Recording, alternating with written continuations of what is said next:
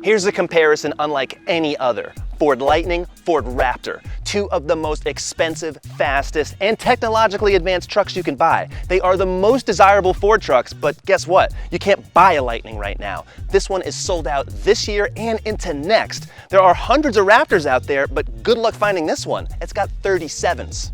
So, if you want the ultimate Ford truck, what does $90,000 get you? Stay tuned, I'll tell you. Side note, if you want either of these trucks, sell your truck first and do it with CarGurus. You'll get the best cash offer from dealers nationwide. And you don't have to go anywhere. They'll pick up your pickup. We live in a time where the things we want, we can't have.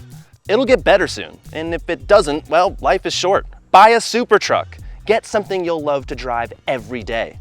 I take one look at a Raptor or a Lightning, and immediately I'm in a better mood.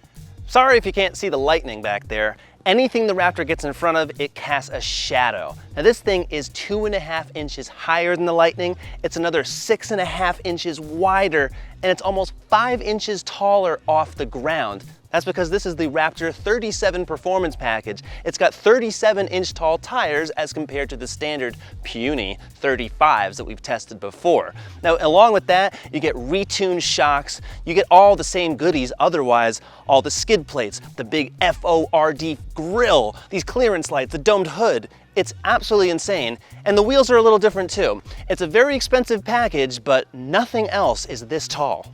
The Raptor 37 comes with special beadlock wheels that are not like the other beadlock wheels, just a slightly different design, but those locks help keep the tire secured to the rim in the most extreme situations.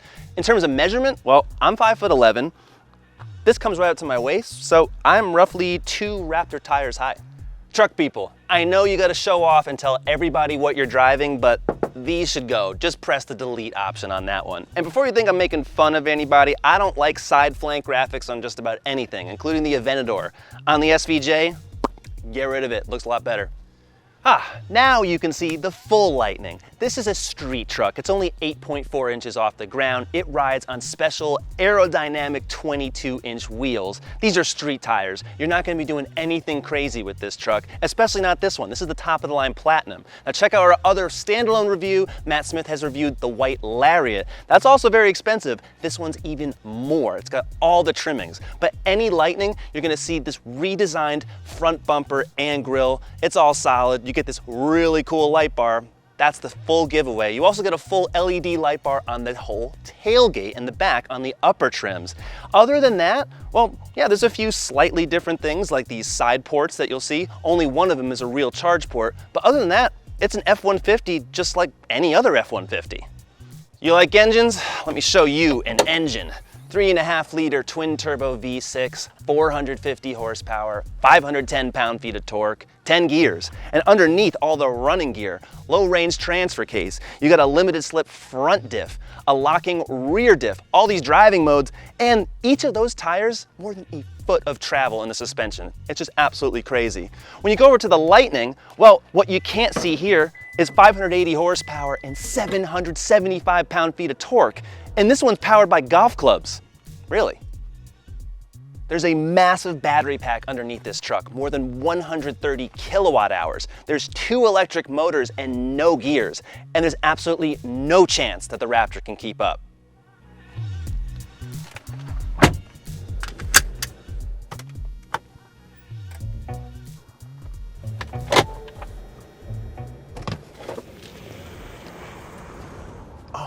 Gosh, it just sucks your face back. There's no other way to describe it. Chills are going through my brain and down my spine. 0 to 60 is 4 seconds. That wasn't even 60. Yeah, everything about this name is real. It is not a marketing gimmick. Lightning is truly that. This is 0 to 60 in 4 seconds in a vehicle that weighs almost 3.5 tons, which is well over 2 Toyota Priuses. Like, what? And it will still chirp the tires. This is an all-wheel drive vehicle with 2 motors and it still struggles. Here, let's try that again. Yeah, you still get that. It's so funny. And of course you can hear it because everything is dead silent. Now I can add a little propulsion sound here on the touchscreen.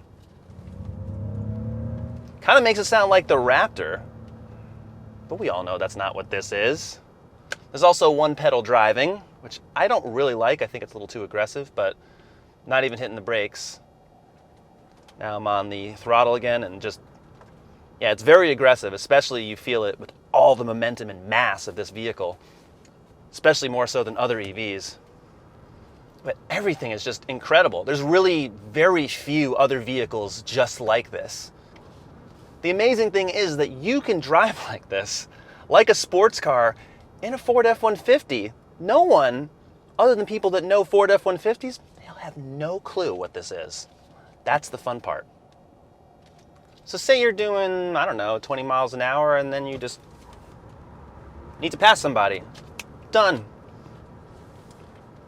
And you're braking, you're recapturing that energy, and then you just need to go again. It's crazy because some of the fastest sports cars can't do that. This is actually just as quick as a BMW M3 from several generations ago up until maybe the previous generation. Go look up the times. Car and Driver has tested it. We don't do performance testing, but I can guarantee that it's going to be just as quick. That's really inconceivable. Just stunning. There's no other word for it. It's so smooth, not just how it accelerates, but how it rides. This is the first ever F-150 with an independent rear suspension. Now that Raptor, it has a live axle. There are 5 links and coil springs, but it's not a true independent setup. This one is because what they needed to do was fit that gigantic battery along the frame. And the regular F-150 suspension wasn't gonna cut it. Of course, most EVs are very silent. It's the same type of thing in here. You could be in a Lincoln or a Mercedes. It is ultra quiet, ultra plush. This is a vehicle that you just take for long trips. Now, unfortunately, you can't really go on too many long trips because, well, you only have about 300 miles of battery with this Platinum, up to 320 on other models with the extended range, and there's only 230 max range. This is all EPA estimates with the standard range battery. So that works for the most part, but if you want to actually tow and use the Lightning's 10,000 pound max towing, you are not going to be towing horse trailers and boats across state lines. It's just not going to happen. You'll be waiting a long time. We just got passed by a state trooper in a Ford Explorer. I don't want to embarrass him, so I'm just going to settle right here. I don't want you guys to get confused because this is still a truck. It has truck-like levels of grip at the limit. You know, it's not going to be a sports car by any means, but compared to that Raptor, well, there's a lot less body lean and roll and pitch. It doesn't have a lot of that. So when you're gonna take a turn, for example,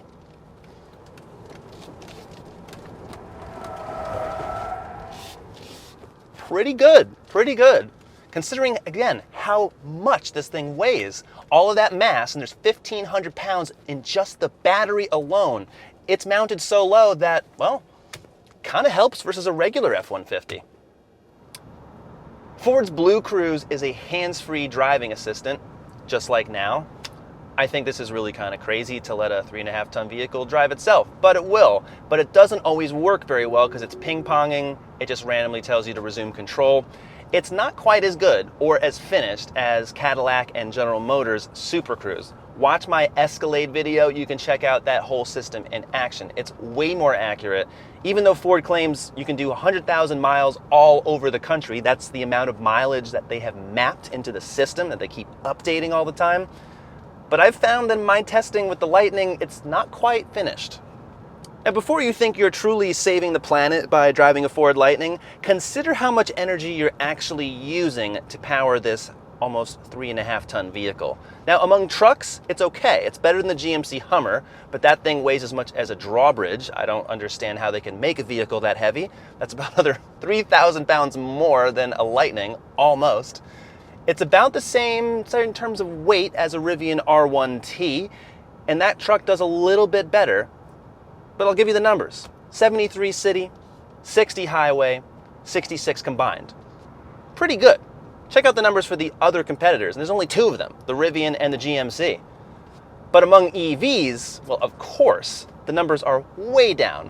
When you see Teslas and even plug-in hybrids pushing 90, 100, 110, you know that it takes a lot more to power a vehicle like this.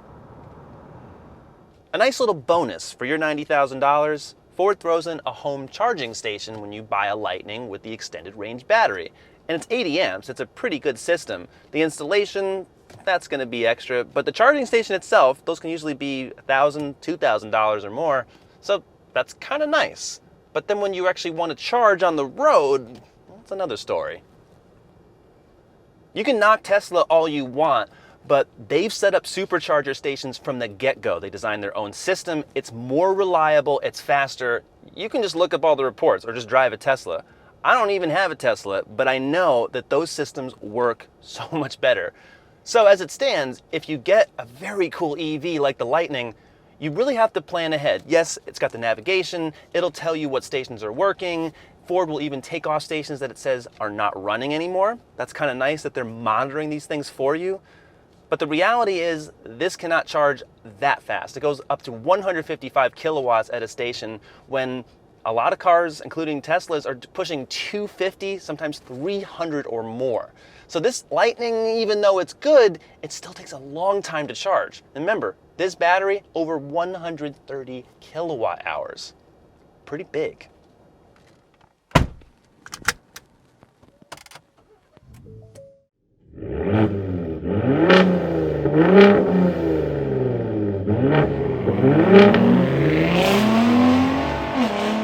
You don't hear this in a Lightning. Oh, I was missing internal combustion. Yes, I was. If you're gonna get 15 miles to the gallon and spend $200 to fill up the tank, this is how you do it. You're up so high in the Raptor, but you kind of forget that because this feels like a sports car. Got metal paddle shifters here, got rev matching downshifts, and a pickup truck. Yeah. And 10 gears, it just works so well. It really does. There's 4 different modes for the exhaust, all accessible from a button on the steering wheel.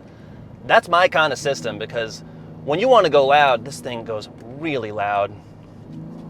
So loud that they say you're not supposed to use it on the street. Once you get over the fact that Ford straight piped the Raptor in Baja mode, and that's really what it is, the response, yeah, it's really good versus any other normal pickup truck. Compared to the Lightning, kind of feels like it's several beats behind, and that's weird to say. I felt the exact same way when I drove the Ram TRX, which has over 700 horsepower. Comparing it to the Raptor, it's like the Raptor just keeps getting beaten down. It's not its fault. It's really not. Any truck with this much power, this thing still does 0 to 60 in just over 5 seconds, so it's quick. But it's not Lightning quick. And everything about the steering, it's a little bit more ponderous. This vehicle is almost 7 inches wider. And these knobby BF Goodrich all-terrain tires, they do not have the same road feel as the Lightning's 22-inch tires, not at all. So yeah, it takes a lot more work to keep this pointed straight. It's a good thing there's a red mark to tell me if I am.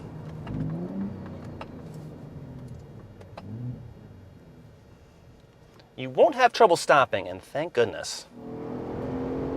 It sounds good, it's fast. What could get better than this? I'll say it again, the Lightning can get better than this, but this has a 36-gallon fuel tank, and guess what? Refueling it takes a few minutes versus, if you're lucky on a fast charger, maybe an hour. I've got the Lightning charging nearby, just a few minutes up the road, and it's on its 2nd hour now. It's on a 50 kilowatt hour charger. That's the best that's available.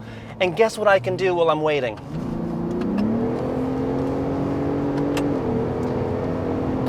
Normally I'd say it's not worth the wait, but not when I'm in this.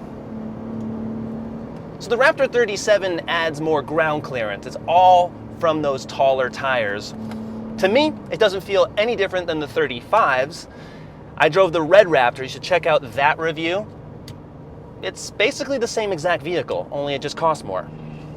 Really, this truck is meant to be driving at 70 miles an hour or more on sand dunes. It's meant to really take big air and come down without a problem. But for now, we don't have that. but I will take it on some rocks at least, you know, some pebbles, at least something to kind of exercise this truck a little bit. So what you give up on some on-road control, off-road, you get all of the comfort and stability that this truck was made for. It's entirely overkill, and a lot of trails you just won't fit because it's just too wide. Good Lord, this is fun. There's not too many vehicles that come straight from the factory with giant tires.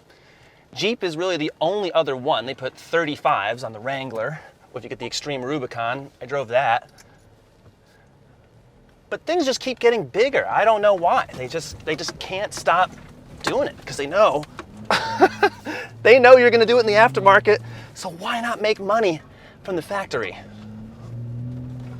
So the Raptor has true off-road modes because it has true four-wheel drive. The Lightning does not. You're not going to take the Lightning in anything more than a very light trail. It's so much lower to the ground. It's got street tires. I mean, it's a vehicle that does 0 to 60 in 4 seconds. It's basically a BMW M3 from the past few years. That's what that is in pickup truck form.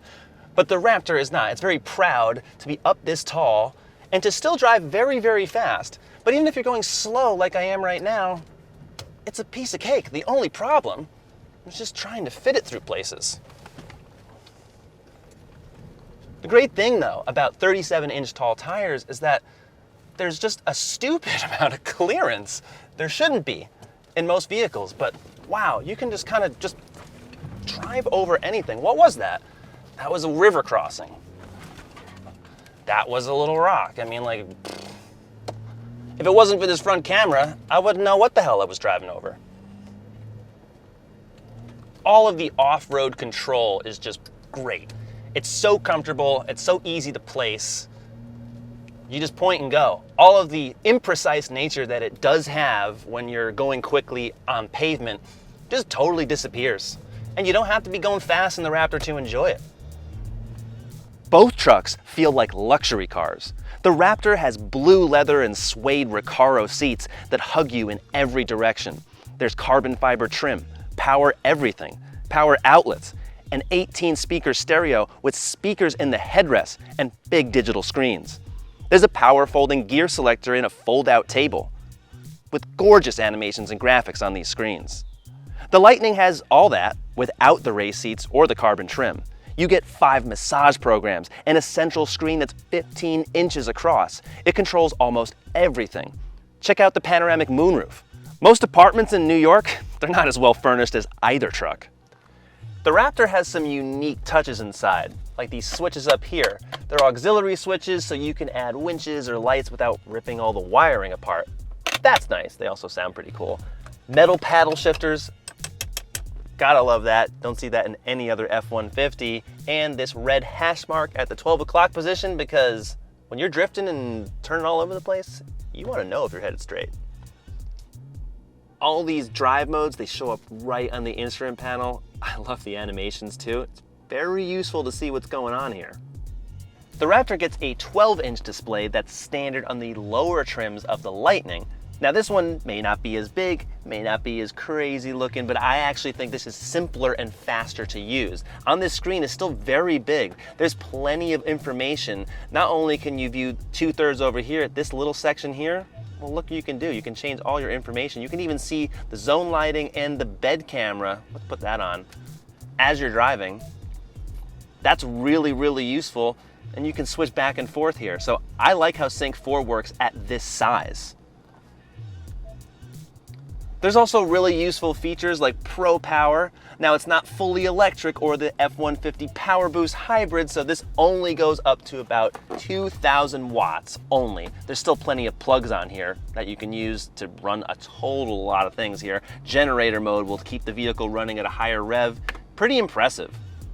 Zone lighting will put spotlights all around the truck without having the vehicle on. Pretty impressive. At night, it's just a lot of fun to be basically lighting up the whole place like a campsite. I love that. And finally, if you're towing, Ford has that great feature that lets you automatically reverse and steer the trailer without you really doing anything. That's really cool on the F-150. The Lightning has all the features the Raptor does, but it makes up to 9.6 kilowatts of onboard power. It's got 21 power outlets all over the truck. In the front trunk, inside here in the console, deep in this console, the rear seat, and the bed. It's honestly got more AC power outlets than my bedroom. So in addition to all this onboard wattage that you can plug in anything, you can actually power your house. Now that's roughly a $10,000 solution. You gotta buy a special inverter, you gotta pay to have it installed, but Ford says that you can use a fully charged Lightning to power your home for a few days. There's also onboard weight scales, so as soon as you put something in the bed, the sensors underneath will tell you if you've overloaded the truck. This is actually a really amazing feature that I wish more trucks would have, and Ford has it only on the Lightning. It will also re-estimate the range of the vehicle when you have payload or a trailer.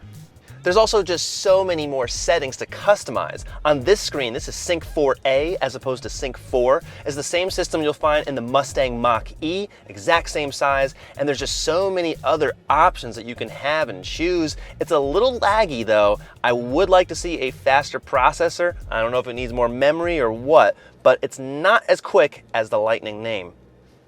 There's not much value in a Ford Lightning or a Ford Raptor. Look at these prices, my goodness. Yeah, it's true you can get a Lightning for just over 40 grand, but to get the bigger battery you'll want is more than 72. That's roughly where the Raptor starts, and it goes crazy high from there. These are super trucks, and there's hardly any competition. With the Raptor, it's only the Ram TRX, which is way faster. But a Raptor R is coming for 2023. With the Lightning, it's the GMC Hummer and Rivian R1T, but they're just as hard to buy. So what do you do? Wait. I know it's hard to delay pleasure and get everything you want all at once, but that's what you're gonna have to do if you want a Lightning. Honestly, for the max performance and the most amazing technology in the pickup truck segment, this is it. Now the Raptor is so much easier to find comparatively, but I don't think it's the choice right now, especially not the way gas prices are going. But until the Raptor R comes out with 700 horsepower, well, that's gonna be a totally different video. And yeah, we are gonna make one. So what do you guys think? More comparisons, more reviews? Check us out at CarGurus.com, subscribe to the YouTube channel, and we'll see you next time. Thanks for watching.